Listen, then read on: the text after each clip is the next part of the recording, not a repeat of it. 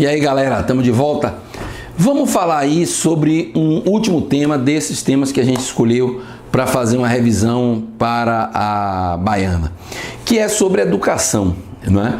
Ao longo da história, a educação teve um papel extremamente importante.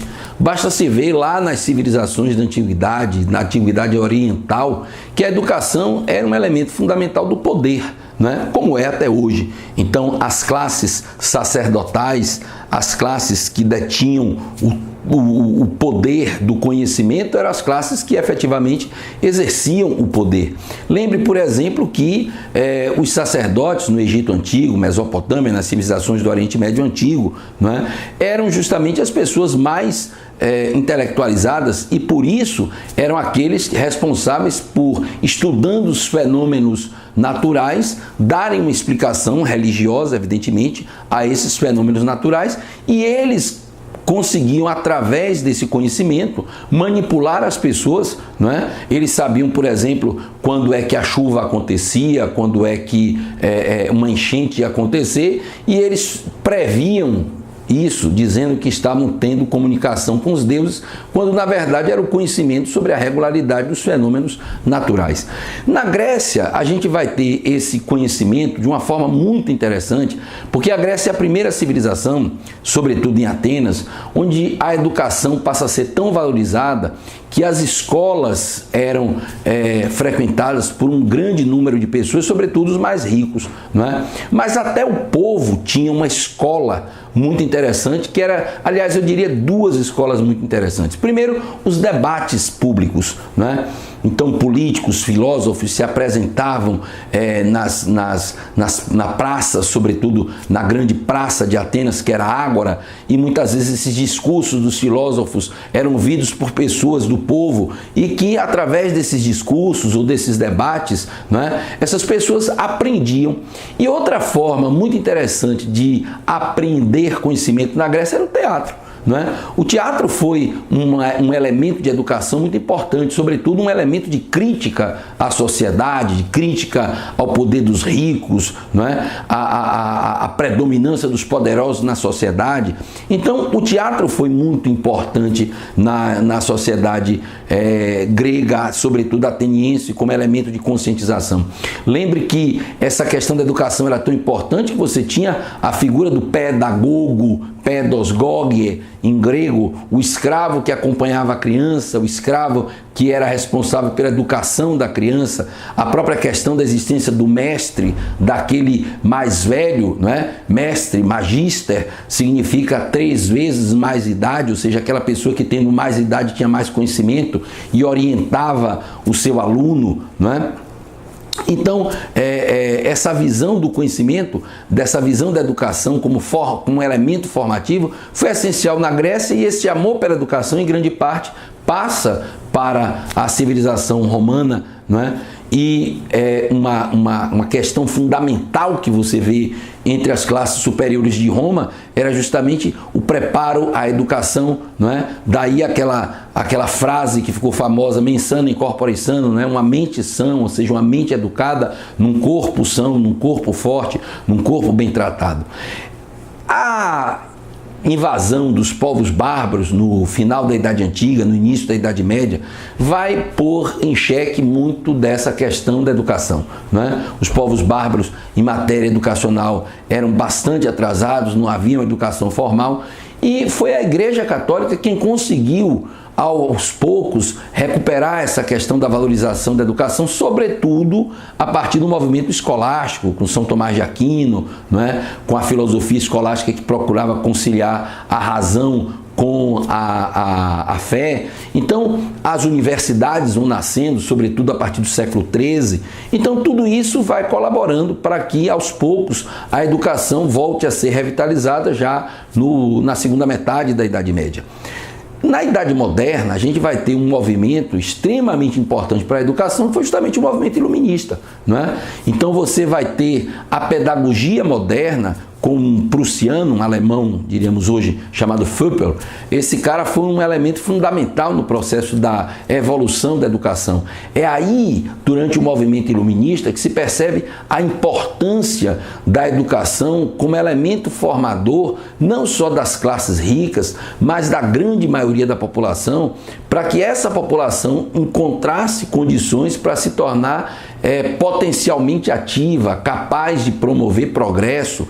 Não é à toa que a palavra iluminismo, do latim illuminere, significa justamente jogar a luz. A ideia fundamental do iluminismo é a ideia da disseminação do conhecimento. Não é à toa que uma das principais contribuições do iluminismo para a história da humanidade foi a invenção da enciclopédia, cujo objetivo era isso, disseminar o máximo de conhecimento, disseminar a ciência, o conhecimento para as classes não intelectualizadas, para o homem comum. E é justamente no século XVIII que você tem a fundação de grandes universidades, inclusive aqui na América, como a Universidade de Harvard, nos Estados Unidos, não é? Já desde o século XVI, os espanhóis tinham fundado aqui a Universidade de São Marcos de Lima, mas o movimento universitário vai ganhar um grande desenvolvimento a partir do século XIX. Veja, por exemplo, que uma das primeiras realizações de Dom João VI aqui no Brasil vai ser a fundação de duas faculdades, a Faculdade de Medicina aqui na Bahia, mais tarde a fundação da Faculdade de Medicina do Rio, a Faculdade de Direito no Recife, não é? Mais tarde a fundação da Faculdade de Direito em São Paulo. Então, isso tudo demonstra a importância que se dava. A própria Constituição de 1824 falava sobre a necessidade do ensino básico, né, do chamado ensino primário. E essa preocupação com o ensino passa também para o período da República. O que a gente vê é que, como as classes aristocráticas, as classes que tinham poder econômico no Brasil, poder político, elas percebiam a importância da educação como elemento de formação política. A pessoa intelectualizada, ela conhece os seus direitos, ela busca os seus direitos. A educação nunca foi uma prioridade, não é? na história do Brasil. É por isso que você vê que um Ministério da Educação voltado essencialmente para a educação é uma invenção basicamente do período do Estado Novo e basicamente uma educação que foi muito manipulada por Getúlio, inclusive recentemente aquela questão do Enem que mostrava Getúlio nas capas dos cadernos durante o Estado Novo, porque a educação era, na visão totalitária da qual o Estado Novo fazia parte, o totalitarismo via na educação um elemento fundamental para a formação de cidadãos obedientes, não é? A partir do final da Segunda Guerra Mundial, a educação toma cada vez mais um aspecto universalista, sobretudo com aquela visão do welfare state, do estado do bem-estar social. A educação passa a ser vista não como uma caridade do Estado, mas como uma obrigação para a dinamização da potencialidade da população. Uma população mais educada é uma população mais produtiva. Uma população mais produtiva é uma população que gera mais recursos, que gera mais dinheiro, que gera mais potencialidade ao Estado. Outra coisa, uma população mais bem educada é uma população que, por exemplo, fica menos doente, não é? Tem uma melhor condição de se prevenir para as doenças, e quanto menos a população adoece, menos o Estado gasta com essa questão de hospitais, de curar doentes ou de sustentar pessoas inválidas através da Previdência Social. Então, a educação ela vai ganhando uma prevalência cada vez maior nos debates dos governos, mas o que você percebe é que no Brasil, sobretudo, esse investimento de educação nunca foi levado a sério, como por exemplo nos países da Ásia, do Extremo Oriente, que perceberam que a educação era um grande elemento de transformação das suas sociedades.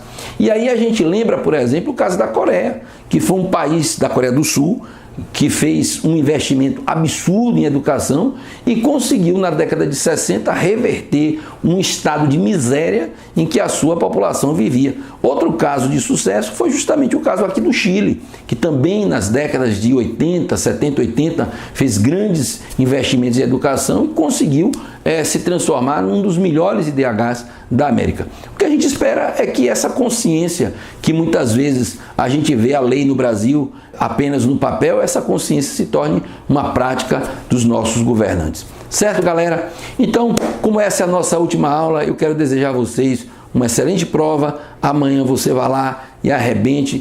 Vamos fazer uma prova da Baiana consciente. Um beijo grande. Deus fique com vocês. Até a próxima.